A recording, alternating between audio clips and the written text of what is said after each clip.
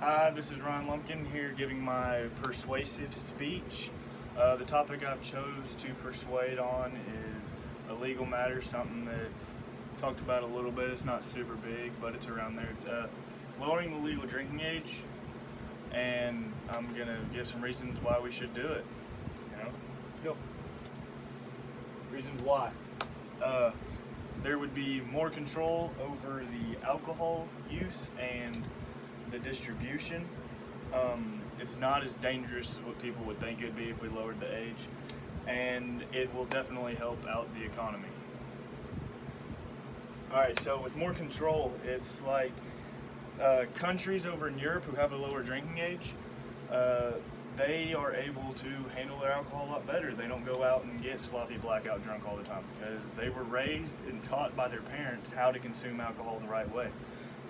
If we had this law, our parents could help teach younger kids and show them the right way to do it so that they don't just go out on the weekends with their friends and hide it from everybody. And they'd be able to be supervised, which is the next point, more supervision. 18-year-old can now go to a bar and there's other people around there to take care of them and watch them and make sure they don't just get sloppy drunk.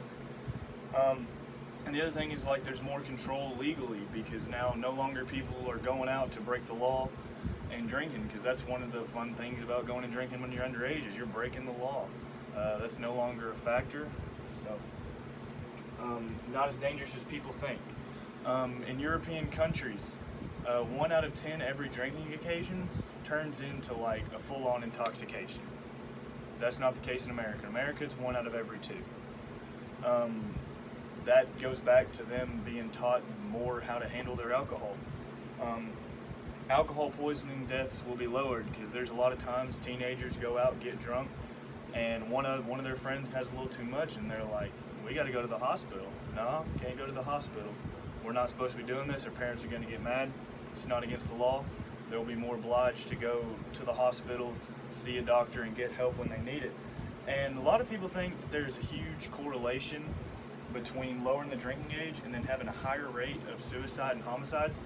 Yeah, that's just completely wrong. So we can go ahead and mark that one off the list. And helping the economy.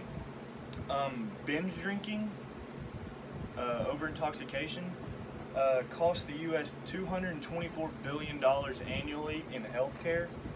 It's a lot of money that can be taken away if the age is lowered, because like I said earlier, binge drinking would no longer be a huge thing because people would know how to drink correctly.